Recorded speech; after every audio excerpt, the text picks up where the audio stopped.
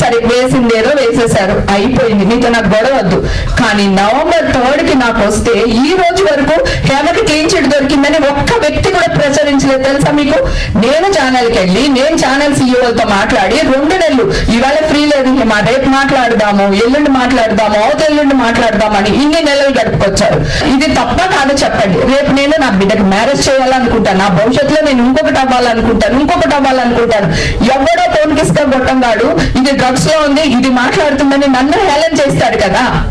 So clean chit వచ్చినప్పుడు కూడా ఇలాగే జనాల్లోకి వెళ్ళాలి కదా. నా పని మనుషులు నాకు దొరకలేదండి. మీరు ఈ న్యూస్ వేసినప్పుడు మనల్ని అరెస్ట్ చేస్తారంటే వెళ్ళొద్దు వాళ్ళ ఇంటికి పనికి అని. మీ వల్ల ఎంత ఇబ్బంది పడుతున్నామో ఆలోచించండి. ఇది మీకు కరెక్ట్ అనిపిస్తుందా?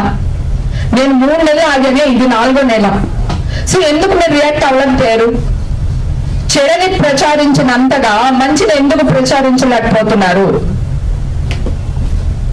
ఇది మీకు న్యాయం అనిపిస్తుందా?